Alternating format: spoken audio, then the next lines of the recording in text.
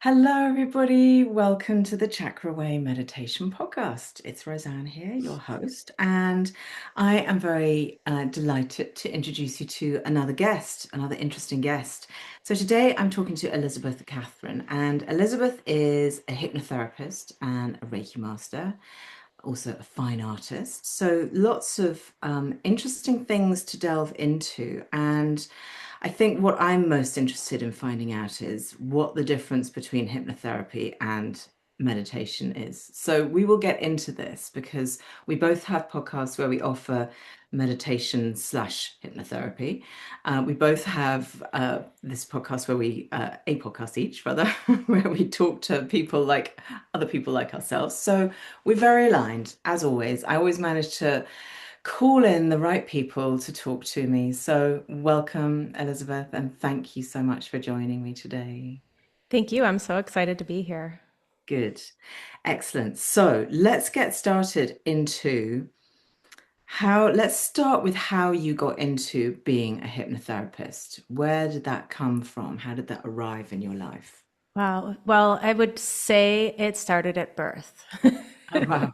Okay. with my desire to connect to spirituality and that feeling of love that's available for us in the universe, that the core essence of who we are.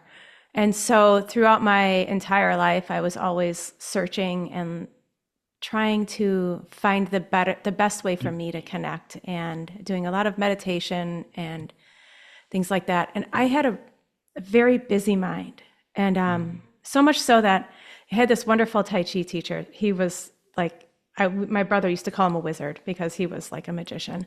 And he was really good at reading energy. And one day I was just sitting there, I was in there a lot because I was teaching there too and everything. And it was kind of like a family in there. And I'm reading this book, and he comes in and he pokes his head and he's like, "Oh, I was just wanted to know why your mind was so quiet." Like my mind was so noisy all the time that, just reading a book he could perceive the quiet that was in the room, even though I was still in there. And so ultimately I found that, well, I did hypnobirthing, which is like hypnotherapy for birth. And Yeah. I ended up having a C-section. It was a hot mess, but it did help so much with all the pain because my son was sort of stuck under my hip. And yeah, for like, I think I labored for like 42 hours, or 46 before they finally said, no, he's not coming out. And we didn't know he was stuck on my hip, but it was super painful. But the hypnotherapy helped so much just to bring me down and relax me that I sort of started digging into it after that. And after my first couple sessions of general hypnotherapy outside of hypnobirthing, I sort of fell in love with it. And as soon as I find something that works for me, I found that it helped me connect and it helped me to understand where I was coming from in my own thoughts, kind of slowed my thoughts down to the point where I could feel things, really easily. And I could sort of find that silence that I can't find in my daily life. Yeah. And so as soon as I find something that works for me, I immediately go into, oh my gosh, I have to share this. I'm sure you're probably the same way. So Yeah. it always goes from this works, it'll work for other people. And so then I did the training pretty much right away and dove in, and I found that I love using it to give people spiritual experiences and help people to figure out where they're going in life, get that centered feeling and find their direction, and just generally feel that sense of peace that is really hard for a lot of us to get. I'm not the only one that has a chattery brain. No. And No. and then finally I found too, after about a year or so of practicing a lot of hypnotherapy, all of a sudden I sat down and I realized I have no thoughts in my mind. So I tried, because I've never been one that was able to meditate. Up until that point, I could sit there, my brain would be going. Tried to meditate for probably 15 years without actually finding silence. Mm. But once I started using hypnotherapy, I found eventually I could actually find the silence, which Wow. was, I mean, it's That, golden when you have that silence. It's yeah. it's indescribable. I think most people, the thing when I'm teaching meditation is I always say to people, listen, don't beat yourself up because your mind is chattering. Like the idea that you're actually going to find that silence when you sit down and go, right now I'm going to meditate is so small. It's almost Yeah. infinitesimally small that you're actually going to find that quiet and that stillness. And I Mm. think a lot of people, I mean, in my meditation practice, I certainly don't find that quiet every time. I've have little moments of it, or I have a great session where I have a chunk of it, but Mm. it's for me anyway, it's kind of ephemeral. It's like, and the more you grasp for it, the less you get it. Mhm. And so I always say to people, just sit with, just allow that chattering mind, allow it, it will run itself out like a tired child. It will eventually become a little bit slower, and you will begin to find the little tiny spaces in between the thoughts where there is nothing. And that's what you kind of notice and be with. But Mhm. yeah, to actually find that absolute stillness is quite rare. And I want to Yeah. just say that to everybody who thinks, oh, damn, I'm doing it wrong. No, there is no Right. wrong way of doing it. It's like, Yeah. Yeah, that's the thing is that, you and it's almost like if you listen to the gurus, the Buddhas, the books, the things that are out there by the highly spiritual people that they make it seem like, well, yeah, that's what you do. So yeah. I think when you're reading a lot of these old texts and things like that, you feel like kind of like a failure, like, oh, I haven't found that silence. What's wrong with me? No, it's all Mm, of us. We all have the chatter and it's hard. mm, We are not, and I say this all the time, we are not realized beings. Like, I don't know about you, but I'm not realized. Like, I have not mm. found the entire like love and bliss, that it seems like a few people in this world have. Yeah. And I mean, Um, you can see it. It's there on the horizon. You know it exists. yeah, It's a thing that you know is true, but right. to actually embody it is something else. Yeah, exactly. And And I so we have think to it be can. easy on ourselves. Yeah, because I think a lot of people sit around going, I'm doing it wrong. This Yeah, is one of these inner pattern, thought patterns that we have, which is frequent and it happens in all walks of life. But there's a lot of, yeah, oh, I'm doing it wrong. And right, that's such a destructive, such a silly thought right, to have after all, because right. you're Which is doing. why I love guided meditation and hypnotherapy because it can bring you to that place where you're ready for the silence. It Mm, kind of tricks your brain into getting to that relaxed place.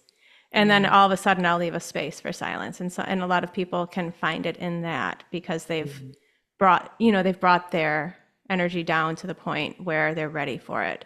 We're sort of yeah. tricking you, a little bit. We're tricking our own minds. Yeah, exactly. I mean, both you and I offer out to the world guided meditations, and a lot of people really like a guided meditation. It takes them and into a space of themselves, and it gives them that time out from the daily do, and it helps to focus the mind. And it's a way, and there are so many different ways to meditate. You can Yeah, meditate when you're walking or swimming or doing whatever absolutely. artwork and all of that kind of thing, as I'm Yeah, sure you know, being an artist. But the sitting in silence on your own thing is a very different type of meditation. Um, I love a guided meditation. I love offering guided meditations because I feel like you can enrich yourself in that moment. You can have like a Mhm. little aha moment, a little light bulb switches on, and you'll carry that through the rest of your day, and hopefully it'll kind of influence the way you think or the way you're perceiving things in your day, which I think is super valuable and a wonderful way to kind of go through your life, just sort of adding on little teeny tiny little thoughts into your mind. And right, once you realize something, you're not going to forget it. It's there, right. it's the Yeah, truth, especially when it is like something that's really true and your body feels it, and then it's like, okay, so now this little bit of yeah, truth is embodied within. But it's different to a when you sit down on your cushion and you just set your timer for 15 minutes or whatever it is and just sit in silence and see what happens. And that obviously is a really important thing to do, and an interesting thing to do, but it can be really challenging for a lot of people. it can be so challenging. And that's why I always say, if you aren't finding that yet, just practice guided and then sit before you come back out. Try and just sit and expand that on that feeling, that and focus on the feelings, instead of the thoughts. That's one thing that I love to do, is just feel, Yeah. and then your mind starts to, your thoughts might quiet because it's got something, your mind has something to focus on. And then it's either easier for me to go from a feeling to nothing than from a thought to nothing. Mm, yeah, absolutely. And that's what a guided meditation will help you do, to get into your body so that you can actually feel what your body is saying. Because of course, from where I'm sitting and my work that I do, it's all very much about the embodied stuff and how the communication of your body, the energy of your body communicates with you. And it's not all Mhm. just in the busy old brain. Right. So let's get into the question that I'm really interested in, Yeah. which is, what is the difference between hypnotherapy and a guided meditation? So it's actually such a small difference. And it's really cool. The only real difference is that in hypnotherapy, we're going in with sort of a goal. So maybe a belief change, or a lot of it is belief change, of different varies. Like, you want to quit smoking, belief change. You want Mm, to eat healthier, that's a belief change. You want to be more patient, that's a belief change about yourself that you want to embody. So that's hypnotherapy. And then guided meditation is more you're going in and enjoying the experience. mm, You're being guided through something. Hypnotherapy is you're sort of more involved, and actually sometimes you can be a little bit. You feel rested and peaceful at the end, but it doesn't feel like you didn't work. Sometimes it feels like you're doing a little bit of work because you're really focusing hard on creating an entire feeling to create that belief change or whatever it is that you're working on. mm, So it's a slight, you're doing the same when I'm doing a guided meditation or a hypnotherapy, I'll do all the same induction, the same relaxation process. Just because the techniques that I found learning hypnotherapy, I felt are really good at people getting people nice and deep. And mm, so I'll use general hypnotherapy, hypnosis techniques to get people relaxed, and then go into a, whatever experience we want to have. But in mm, hypnotherapy, you're going in, you're doing those relaxation techniques, and then you're sort of a little bit more involved. Like there's some thinking involved, it's not really thinking though. It's more like you're listening and letting and observing your own self, and maybe creating. So like if we're going to do a standard belief change, I'm going to bring you in to an environment, and maybe it's your own home. Say if you're one thing I had been working on was envisioning myself. We're starting a new business, as I was telling you before. And mm, so one thing that I'll do is I'll go in and I'll envision myself in the whole thing. I'll see myself, I'm doing interior design. So I'll see myself in somebody's kitchen talking to them about it. And I'll envision the entire room, all the feelings, like the textures, the smells, all the visual, the colors. You want to incorporate all the senses because then it creates a really good picture of what you're experiencing. And then whatever the belief change you want to see. So I see myself strong and communicating really clearly, and the customer is receiving the information really well, so you're creating what you want to see in your life. You're just seeing it and feeling it. And it's almost like a future memory.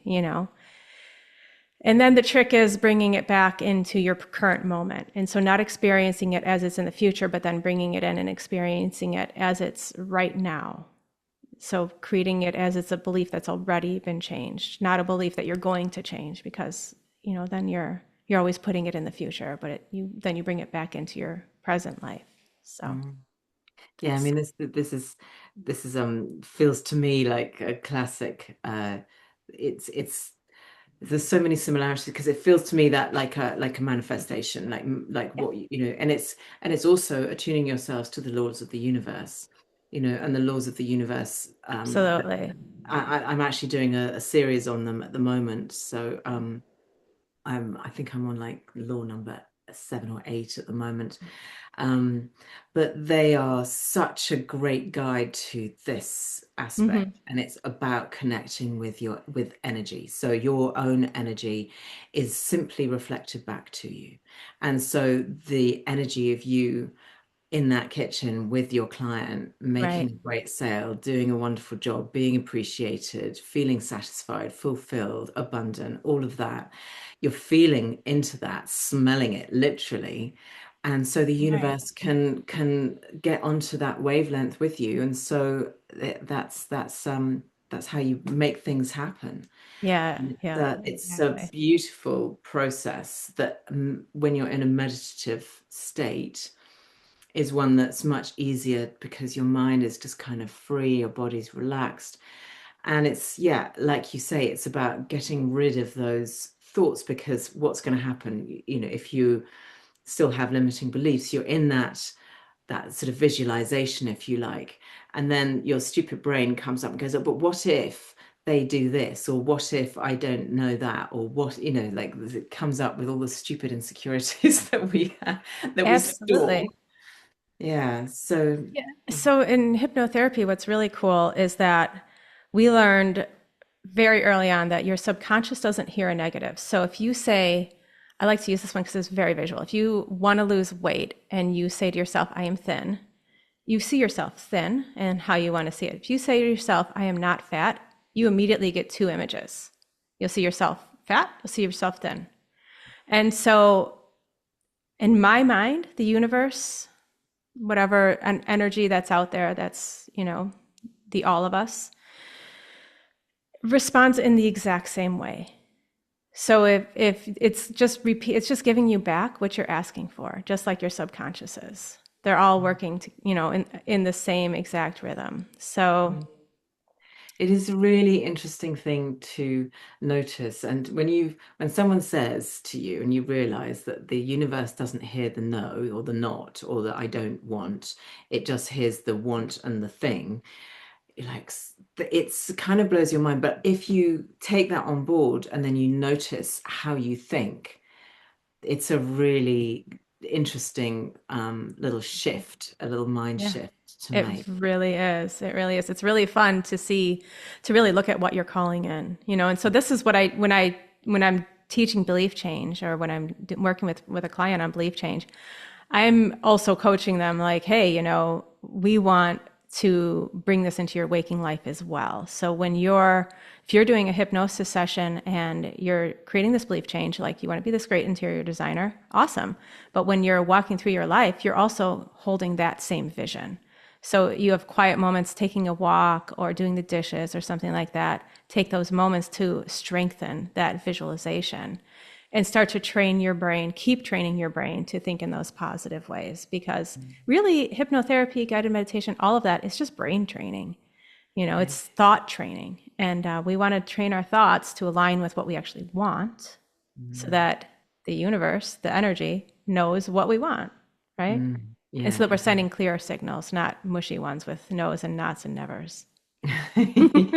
yeah, exactly. We want to squish all of those out. Yeah, yeah, I always tend to find that those beliefs that are holding us back, the ones that, the classic ones of like I'm not enough or I'm not worthy or who am I to do X, Y, and Z, they always come from somewhere. Like you weren't born with those yeah. beliefs. Like as a little baby coming, you weren't, didn't come out going, oh, I don't think I'm enough. It's just like, Right. um, so, finding out when those patterns were installed and then uninstalling them or just realizing that they're Right. not yours is the thing that I think is the key to understanding. So boring as it is, and as much as it feels like a bit of a trope these days, but that inner child work of like really going back and parenting yourself through Yeah. all of that stuff that was, put in. And, everybody's parents, on the whole, everybody does the best they can as a parent with whatever they have at the time. And Yeah. so forgiving, and understanding and the compassion for Hmm. whatever it was that your Yeah. your parents were going through and your caregivers were going through. Um, yeah, is paramount to allowing yourself to just go, okay, it's not Right. mine, and that happened, and maybe for a reason. So I could do this work, so I could make this understanding, so my soul could progress. Right. My soul Yeah, could. we have a lot of luck too with age regression. And hypnotherapy is called age regression, I think. In some places, maybe they'll call it journeying in shamanism or something. But age regression and past life regression, Yeah, we have a lot of success finding out where those patterns are coming from to begin with. And just understanding that is so helpful for your mind. I always say, like, we can do it without it. Sure, but it's easier for your mind to accept the new affirmations if you know why your mind started the opposite, the negative thought to yeah, begin with, you know? yeah. So do you in your work as a hypnotherapist, do you do age regression and past life regression? Yeah, Because absolutely.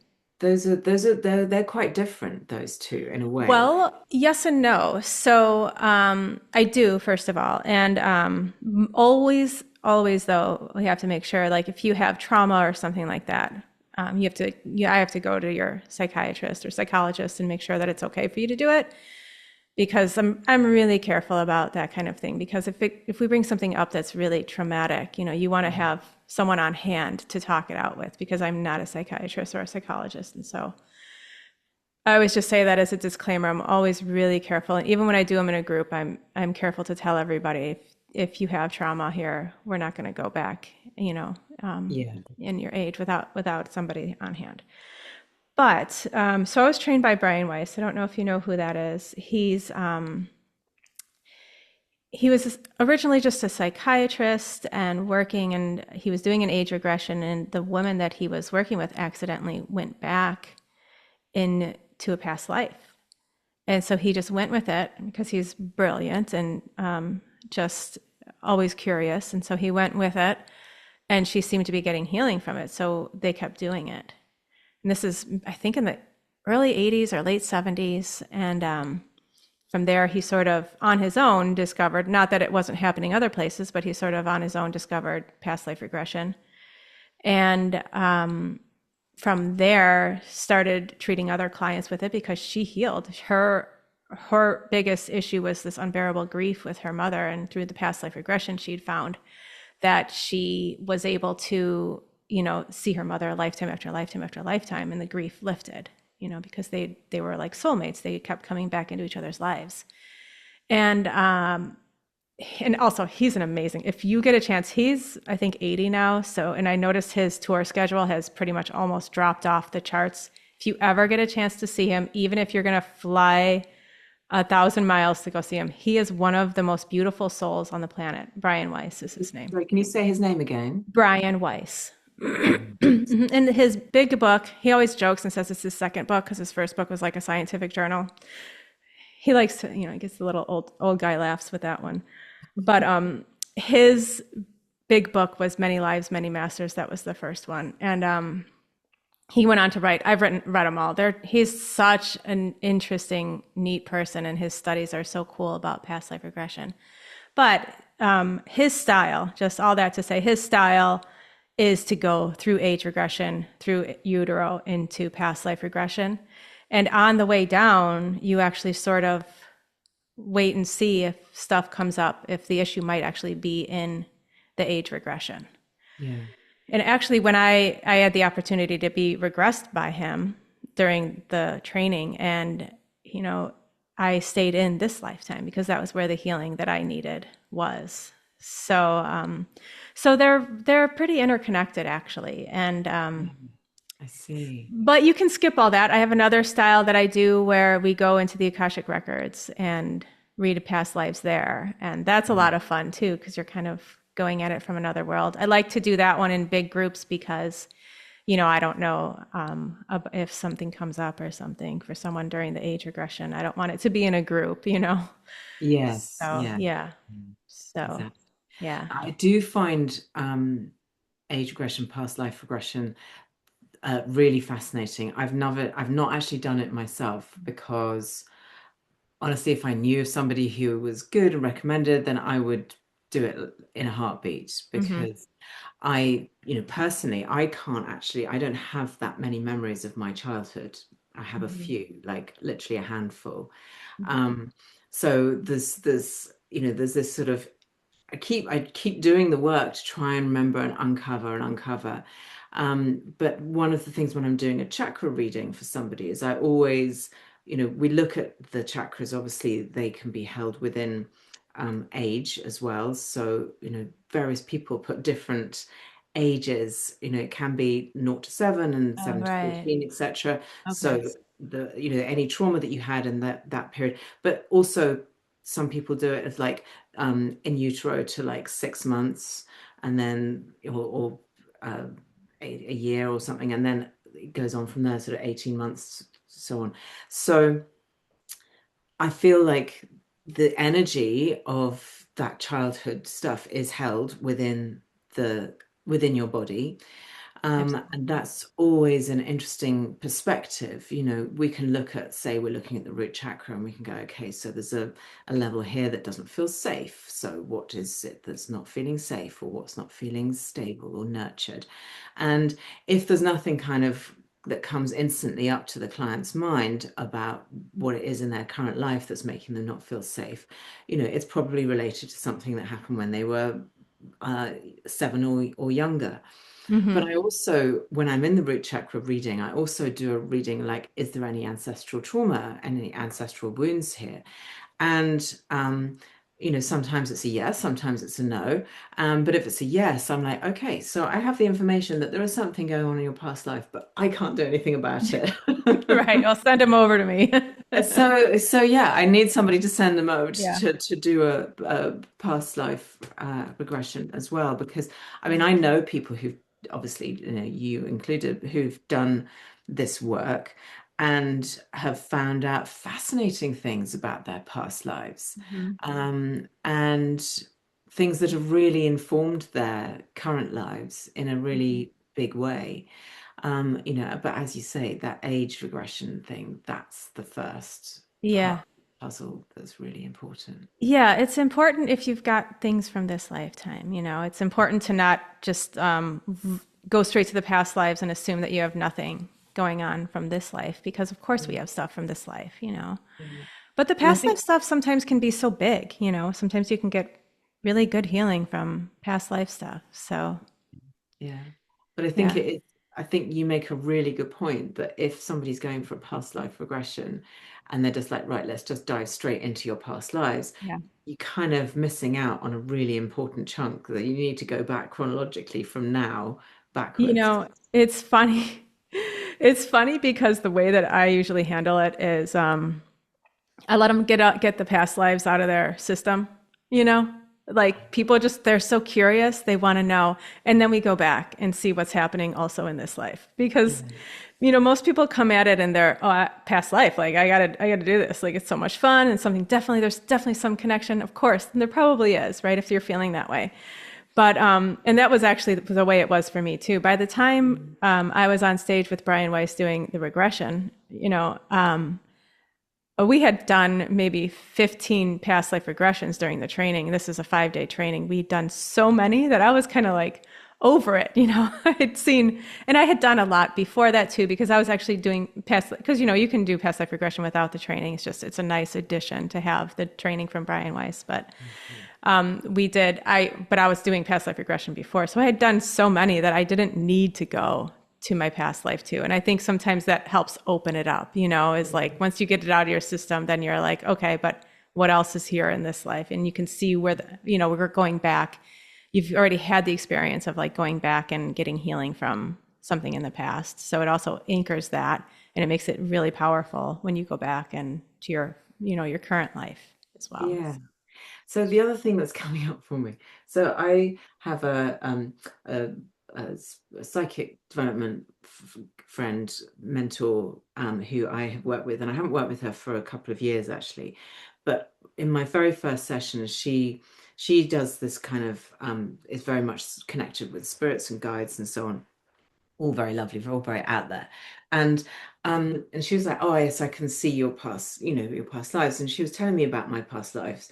And I was like, "Okay, so that's interesting." But I seem to feel like everybody gets told that they were like a priest, Egyptian priestess or Right. something like that, which was my story. I'm like, yeah, okay, but that's everybody. There can't have been that many. Right. Right. The Cleopatra syndrome. Yeah, exactly. So in your experience, having done this a lot, like Yeah. it's not always like that. Tell me it's No, not always like no, that. most people experience for themselves that they were something very ordinary. My husband did, though, experience himself as a cardinal in the Catholic Church, and Oh, which he wow. was able to go back and research that he was. And it was not like he was not a nice guy in that life. He was like, that was kind of dark. But he was able to research and find the person that came up, which was cool. Oh, My wow. son, so the day I came back from the Brian Weiss training, I was all, aglow from the amazing experience because it was a very spiritual experience. Everybody there was just wonderful and amazing. And, you went back so many times, so much healing was happening, so we came back and that night I was like, all right, guys, I gathered my group and I was like, let's do a past life regression. It was maybe a couple days later, but he was little still and he wanted to come. He liked to be, with the ladies when we used to all gather at my house a lot. And he actually fell asleep. But then the next day he woke up and we were walking around Northwestern University, which is here in Chicago, because it's just beautiful out there. And I wanted to show him. And he said, you know what? I think I actually did have a regression last night. He thought he died building the Sears Tower. And he's like, and somehow I feel like it was 1972, I think is what he said. And he was, gosh, maybe 9. So there's no way he like, no, he had not come across the building date of the Sears Tower before then. And he said, I felt like I was inside, but I fell down. And so we looked it up and 2 men had died building the Sears Tower in the elevator shaft. There was a fire and 2 people had died and the year was correct. Wow. Yeah, which was wild. So people do find, very ordinary lives and they find, and we've been able to research a couple of them ourselves and been like, oh yeah, that was accurate. So So knowing that you were, let's say, a chambermaid or that you were something ordinary, and it also seems to me that a lot of um, people who have this, they experience not only what they were, but how they died as well. yeah, So that's kind of what part of the process usually so is. what is it within that knowledge that is then helpful in the present day? So what's helpful is what you experienced while you were in that life. And so when you're going through a past life regression, you're experiencing who's around you, what's happening, what's going on. These are all the prompts that I'm asking you. And so, who are you with? Is there any, what is this experience about? So you might find, oh, I had a lot of resentment and I'd never let it go and I died with this resentment. And I have this resentment in this lifetime too. So that's the connection. You're looking for a connection. Well, you're not looking, but you're allowing a connection to be presented to you. And then, we sort of, for what I do, and this is pretty standard, I think, is we sort of go out and we're observing after the death, we're observing the lifetime. Sorry, it's my fidget toy. Um, we're observing the lifetime and then reflecting, and you're kind of with a guide and you're talking about, what could have changed and what could you bring to this lifetime. You're making those connections with this current lifetime and how you can heal that. And then we're actually going to heal that past self and let them go and, honor the life they had and thanks. But Yeah. let's not do this again. So understanding that that resentment was carried over from the last time Hmm. you saw, or a time or so when your soul was incarnate Yep. into a human body, allows you to realize that it's not actually yours. And is that the Yes or no, or it allows you to maybe if especially in a case where like maybe you were murdered and you're holding on to like the neck pain that you have when you were like um But a lot of times it's about the lessons that you're learning or not learning. And so maybe you haven't learned you're here again to learn that lesson of not holding on to that resentment. You didn't learn it that time, you haven't learned it this time, so that's the lesson that you want to focus on and say, okay, let's let go of this resentment. I'm going to focus on it and make this belief change, and then we scooch right up into belief change from there. Yeah, yeah, yeah, Yeah. exactly. Yeah. How gorgeous. This is, yeah, I'm fascinated by Yeah, this. these are great questions. I love this. And so, obviously, you've got this very artistic side of you. You're a fine artist. You were an artist for like 15 years, weren't you? Yeah. And Well, then, yeah, I mean, I still paint, but I was like exclusively in fine art for like 15 years. yeah, and now you're moving into interiors. And for Hmm. those of you who are not watching this, um, Elizabeth is sitting in the most beautiful. I've got room color envy.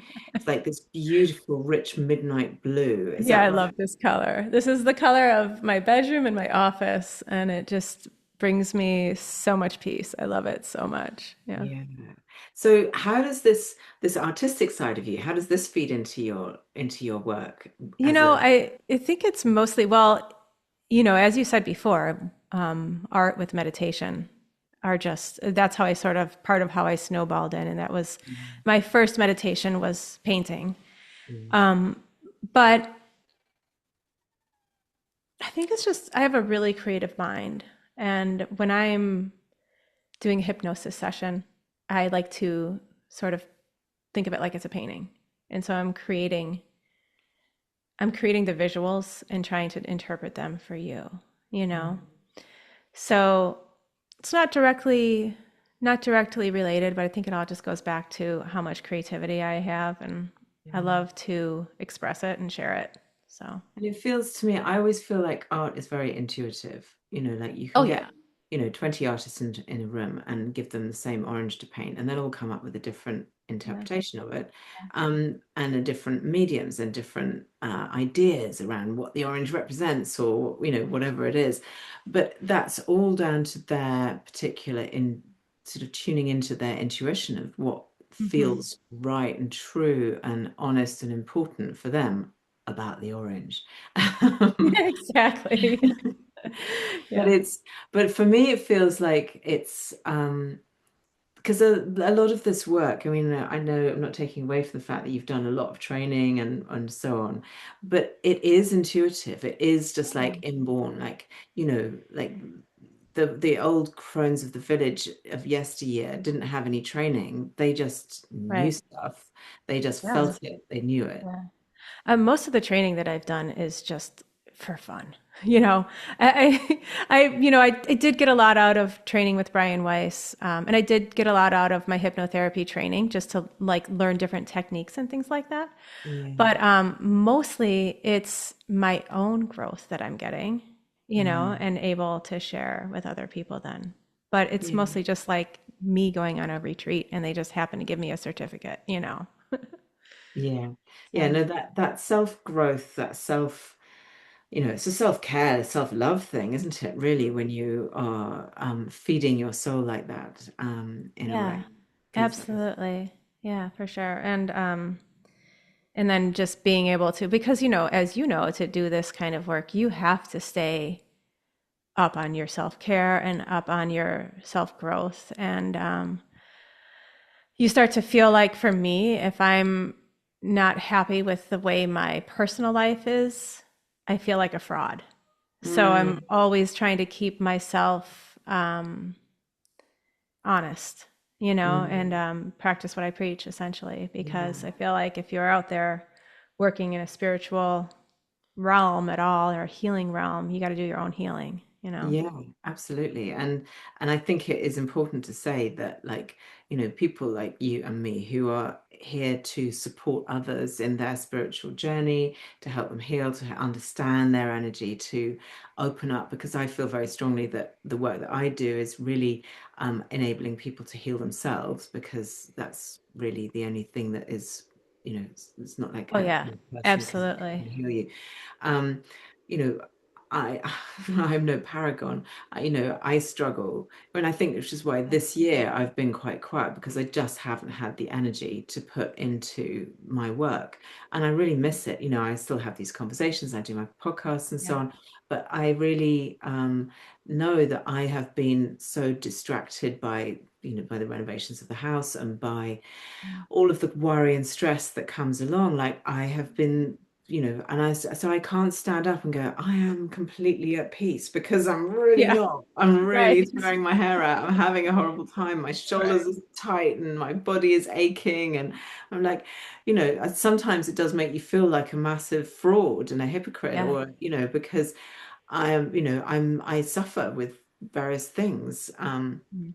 emotional and physical. But Yeah. yeah, But I've got. that's what, and so what I always come back to, like the pep talk I give myself about when I feel like this is, well, this is why I'm right for this job because I know what it is to struggle, and I know, and then I keep looking for tools to make it better, and so then I can share those. And so, if you don't have those dark, harder periods, you lose touch, really, I think, Yeah. with how to help people. I So, mean, the struggle and the getting it wrong is where we all learn. yeah, Like, for sure.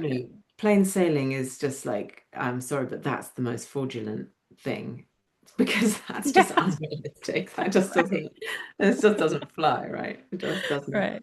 make sense. Yeah.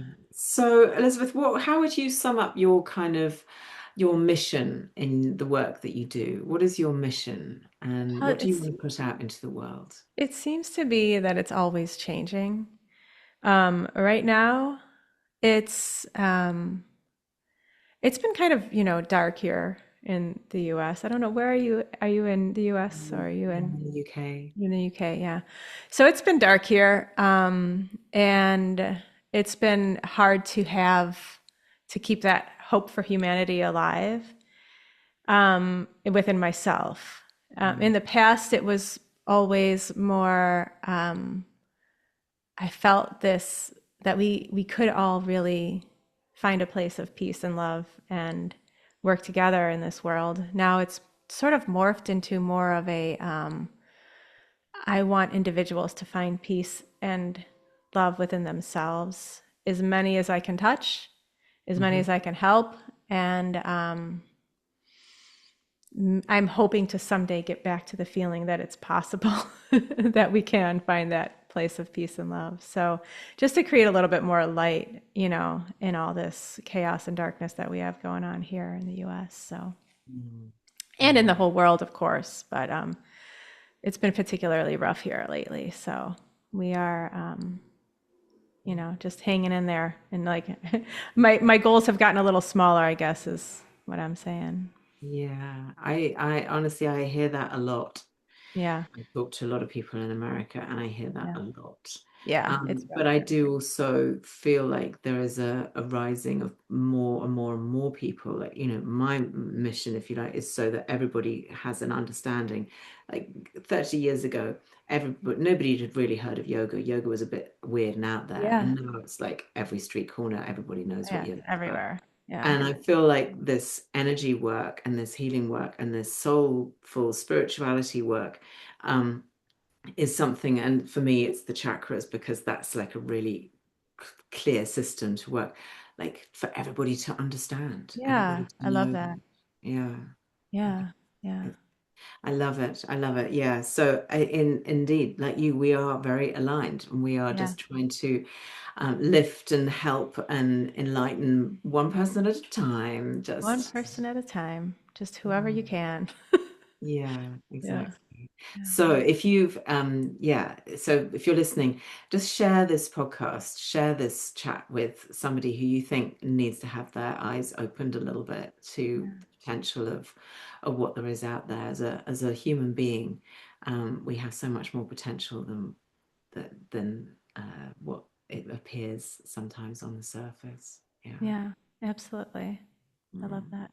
So, Elizabeth, share with everybody how they can get in touch with you and where they can Okay, find you. so easy peasy for me. I have a website, elizabethcatherine.com. It's Catherine with a C, spelled the traditional way, Cat Her In, Ein, Cat Her Ein. And it's elizabethcatherine.com. I don't know if I said that part. And I also have podcasts, meditations, and self hypnosis for healing.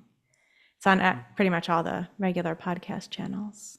I heard that. And then I did have a sneaky peek at your Instagram and I got completely lost in the most beautiful post.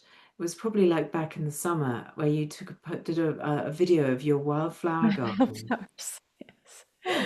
Oh, That's how I that's spent my summer, just staring at those beautiful little wildflowers. Yeah. stunning. Yeah. So you're Elizabeth.worldpeace on Instagram. Yeah. ElizabethCat.worldpeace. Oh, okay.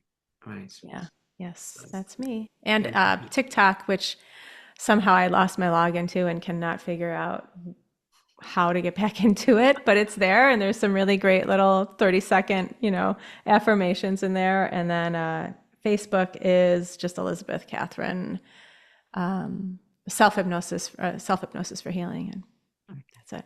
wonderful. Yeah. So yeah, thank you. It's been really lovely chatting to you, Yeah, it's Elizabeth. been Thank you really so great. much. Yeah.